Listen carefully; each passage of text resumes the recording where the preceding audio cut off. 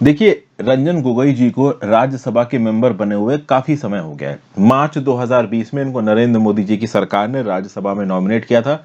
लगभग इनके supreme court के सीजेआई की पोस्ट के रिटायरमेंट को हुए 4 महीने हुए थे। तो चीफ जस्टिस ऑफ इंडिया रह चुके हैं रंजन गोगोई साहब। 4 महीने रिटायर होने के बाद ये राज्यसभा के मेंबर बन गए। जब ये राज्यसभा के मेंबर बने, काफी बवाल हुआ। एक तो रंजन गोगोई साहब के ऊपर ये इल्जाम लगाया जाता था कि ये बहुत ज्यादा सरकार के प्रो में बात करते हैं। दूसरा, इनके टेन्योर के दौरान इनके ऊपर एक सेक्सुअल हैरेसमेंट का चार्ज लग गया, और ये चार्ज रिसेंटली न्यूज में भी रहा है, क्योंकि जिस लड़की ने सेक्सुअल हैरेसमेंट का चार्ज लगाया था, उस लड़की और उसके फैमिली मेंबर्स के जो फोन नंबर थे ना, वो जो पेगासस 2021 की जो लिस्ट रिलीज हुई थी ना, उसमें थे। मतलब ये भी बताया जा रहा है कि जो रंजन गोगोई जी के ऊपर जिस लड़के ने इल्जाम लगवाया था, उसके उसके घर वालों की फोन की भी स्नूपिंग हो रही थी। अब आप बोलोगे सर आपको ये इन्फॉर्मेशन कहां से मिल गई, तो देखो ये पर्टिकुलर इन्फॉर्मेशन मैं विकीपीडिया से लेके आया हूं। कभी कभी विकीपीडिया की इन्फॉर्मेशन जेन्युइन नहीं होती है, पर उसके लिए मैं ज्यादा कुछ कर नहीं सकता हूं। जहां से जो इन्फॉर्मेशन मिल के आती है और जो लगता है कि थोड़ी कॉन्ट्रोवर्शियल इन्फॉर्मेशन है, उसका मैं सोर्स भी आपको बता देता हूं। बहरहाल, अभी हुआ यह है कि रिसेंटली सुप्रीम कोर्ट में एक पिटीशन फाइल हुई है, और इस पिटीशन ने बोला है कि भैया ये जो रंजन गोगोई साहब हैं, he is not fit to be appointed to the post of Rajya Sabha.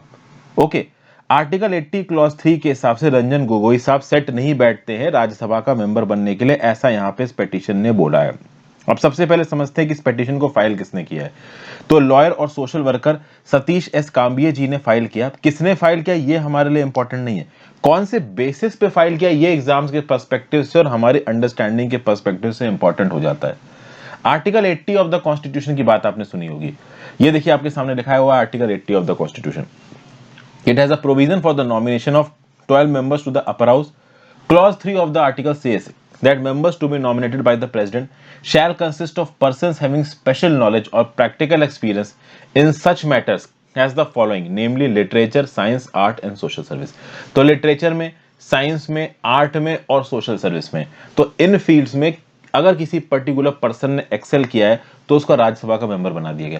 अच्छा, ऐसा पहली बार नहीं है कि किसी को राज्यसभा का मेंबर बनाया गया और उसके अगेंस्ट अपोजिशन उठाओ। जब सचिन तेंदुलकर बने थे, जब रेखा जो कि बड़ी अच्छी पुरानी एक्ट्रेस है वो बनी थी, जब विजय माल्या बने थे, ये सब तरीके के लोग जब आपके राज्यसभा के मेंबर बने हैं, तब भी कंट्रोवर्सी उठी है। लेकिन फिर भी अगर आप सचिन तेंदुलकर और रेखा जैसे लोगों की बात कर लीजिए, तो इन्होंने आर्ट में और सोशल सर्विस, आप स्पोर्ट्स को एक आर्ट भी मान सकते हो, सोशल सर्विस भी मान सकते हो, इन फील्ड्स में उन्होंने कुछ एक्स्ट्रा ऑर्डिनरी किया तो उनको बना लिया गया। अब देखिए, जो मेन क्रिटिसाइज किया जाता है आपका, ये जो 12 मेंबर्स का नॉमिनेशन होता है, वो इस बात पे क्रिटिसाइज किया जाता है जब ये अपॉइंटमेंट्स पॉलिटिकल हो जाते हैं। जैसे कि बीजेपी के लीडर सुब्रमण्यम स्वामी की बात सुनी होगी आपने, नाम सुना होगा, और नवजोत सिंह सिद्धू के नाम सुना होगा। 2016 में जब 6 लोगों को राज्यसभा में नॉमिनेट किया गया इन 12 सीटों पे, तो उसमें बीजेपी के लीडर सुब्रमण्यम स्वामी और नवजोत सिंह सिद्धू भी थे। तब ज्यादा बवाल मचा। क्यों ज्यादा बवाल मचा? क्योंकि सुब्रमण्यम स्वामी और नवजोत सिंह सिद्धू ये दोनों पॉलिटिकल पर्सन है, और बेसिकली ये 12 सीटें राज्यसभा की इसलिए बनाई गई थी कि वो लोग जो पॉलिटिक्स में इन्वॉल्व नहीं हो सकते लेकिन लिटरेचर, साइंस, आर्ट और सोशल सर्विस में अच्छे हैं, उनको बनाया जाए मेंबर भाई राज्यसभा का। तो जब पॉलिटिशियंस के लिए ऑलरेडी इतनी सीटें हैं आपकी लोकसभा राज्यसभा के अंदर, केवल 12 सीटें या literature, science, art, social service वालों की थी, तो आपने सुब्रमण्यम स्वामी और नवजोत सिंह सिद्धू को क्यों बना दिया? अब ये कॉन्ट्रोवर्सी है 2016 की। मैं इस कंट्रोवर्सी को यहां आपके साथ रिलेट इसलिए कर रहा हूं क्योंकि राज्यसभा के अपॉइंटमेंट को लेके अक्सर कर कंट्रोवर्सी हुआ करती है। वापस आ जाते हैं इस बात को लेके कि रंजन गोगोई जी का अपॉइंटमेंट सही है या नहीं है। देखिए, अगर आप इन 4 कंडीशंस को देखते हो, लिटरेचर, साइंस, आर्ट और सोशल सर्विस, तो सुप्रीम कोर्ट के सीजीआई ने इतनी सोशल सर्विस तो देखिए की ही है कि उसको राज्यसभा का मेंबर बनाया जा सकता है। तो अगर काबिलियत के बेसिस पे आप बात करो, तो भाई आप रोक नहीं सकते रंजन गोगोई को मेंबर बनने से। अब ये जो इस समय पे पिटीशन फाइल की गई, इस पिटीशन में लिखा हुआ है कि भाई रंजन गोगोई साहब ने ना कोई किताब लिखी है, ना उन्होंने साइंस, आर्ट और सोशल सर्विस के फील्ड में कुछ काम किया है, तो इनको कौन से बेसिस पे राज्यसभा का मेंबर बनाया गया है? तो बेसिकली ये जो पिटीशन सुप्रीम कोर्ट में फाइल हुई है ना, वो इस बेसिस पे फाइल हुई है कि आर्टिकल 80 क्लॉज 3 के अंदर जितनी भी रिक्वायरमेंट्स लिख रखी हैं, लिटरेचर, साइंस, आर्ट और सोशल सर्विस, इसमें से किसी भी रिक्वायरमेंट को रंजन गोगोई पूरा नहीं करते हैं। तो इस बेसिस पे यहां पे पीआईएल या फिर कह लीजिए पिटीशन फाइल हुई है। अब इस पिटीशन के ऊपर क्या स्टैंड लेगी सुप्रीम कोर्ट, वो तो जब हियरिंग होगी पता चलेगा। हमारे कॉन्स्टिट्यूशनल फादर्स का इसके रिस्पेक्ट में क्या बोलना था, इसको समझने की कोशिश करते हैं। और ये यहां पे मैं आपको बहुत बड़ा पॉइंट बता रहा हूं। जब हमारे संविधान में बहस चली, जब संविधान बनते समय बहस चल रही थी कि भाई जजों को रिटायरमेंट के बाद क्या अपॉइंटमेंट्स देने चाहिए, इंपॉर्टेंट एग्जीक्यूटिव अपॉइंटमेंट्स, तो बेसिकली यहाँ पे जो बहस चली थी कॉन्स्टिट्यूएंट असेंबली में, वो इंपॉर्टेंट एग्जीक्यूटिव अपॉइंटमेंट्स को लेकर चली थी। तो कॉन्स्टिट्यूएंट असेंबली के एक मेंबर थे केटी शाह, इन्होंने बोला कि भैया देखो, हाई कोर्ट का जज और सुप्रीम कोर्ट का जज अगर ये रिटायर होता है तो उसके बाद किसी भी एग्जीक्यूटिव ऑफिस का इनको मेंबर नहीं बनाया जाना चाहिए। क्यों? क्योंकि एग्जीक्यूटिव ऑफिस का मेंबर बनने के चलते में ये अपनी जुडिशियल ड्यूटी ठीक से नहीं करेंगे और सरकार के फेवर में डिसीजन देंगे, ऐसा केटी शाह ने बोला। आज की डेट में ये पर्टिकुलर स्टेटमेंट बहुत वैलिड लगता है, लेकिन इस स्टेटमेंट को उस समय पे बी आर अंबेडकर साहब ने रिफ्यूट किया। बाबा साहब ने बोला कि देखिए, अब समझिए, जब हम लोग आजाद हुए थे ना, आजाद होने के समय पे जितने भी डिस्प्यूट सुप्रीम कोर्ट में पहुंचते थे, सब प्राइवेट डिस्प्यूट्स थे। सिटीजन्स और सरकार के बीच में ज्यादा डिस्प्यूट्स नहीं पहुंचते थे उस समय पे सुप्रीम कोर्ट में। तो उस समय पे बाबा साहब ने ये बोल दिया कि जुडिशरी जिन केसेस को डिसाइड करती है उसमें गवर्नमेंट का कोई लेना देना नहीं है। कुछ हद तक ये बात इंडिपेंडेंस के बाद सही थी। इंडिपेंडेंस के बाद इमीडिएट बेसिस पे जो केसेस थे वो ज्यादातर प्राइवेट केसेस थे, और प्राइवेट केसेस में सरकार का ज्यादा कुछ लेना देना था नहीं।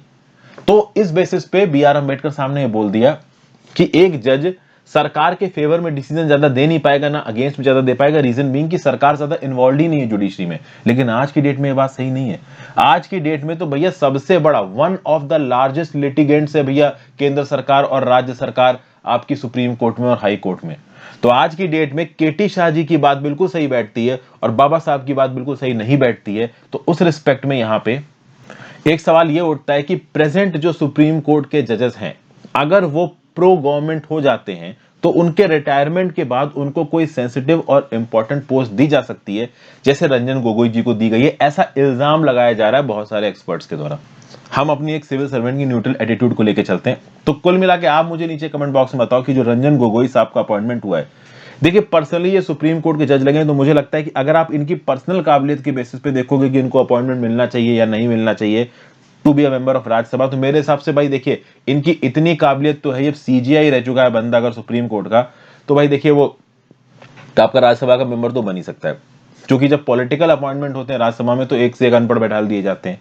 हाँ, ये अलग बात है कि इन्होंने सरकार को कितना सपोर्ट किया, वो जो सेक्सुअल एलिगेशंस के चार्जेस थे इनके अगेंस्ट, वो कितने ज्यादा सीरियस थे।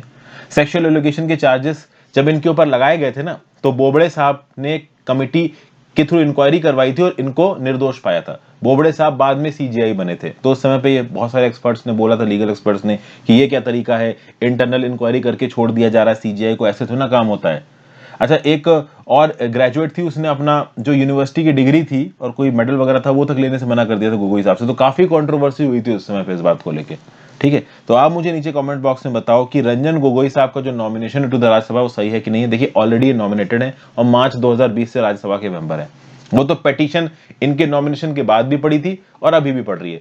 तो इसीलिए मैं आपको आर्टिकल के साथ डिस्कस कर रहा हूं, क्योंकि आर्टिकल 80 क्लॉज 3 न्यूज में आ गया है। तो आर्टिकल 80 क्लॉज 3 क्या है ये मैंने आपको बता दिया, याद रखना अपने दिमाग में और अपने पॉइंट्स जस्टिफाई करिए। नीचे कमेंट बॉक्स में मुझे बताइए आपको क्या लगता है, आपको क्या नहीं लगता है। Have a great day friends, good bye. I hope आपको इस प्रकार की न्यूज पसंद आ रही है। अपने व्यू पॉइंट नीचे कमेंट बॉक्स में दे सकते हैं। वीडियो को लाइक और शेयर किए बिना मत जाइएगा। ज्यादा से ज्यादा लोगों के साथ इस वीडियो को शेयर करें। अगर आपको मेरा काम पसंद आ रहा है तो ज्वाइन बटन दबा के हेल्प कर सकते हैं। इंस्टाग्राम पे फॉलो कर लीजिए, हर चीज का लिंक डिस्क्रिप्शन बॉक्स में दिया हुआ। Good bye, have a great day, take care.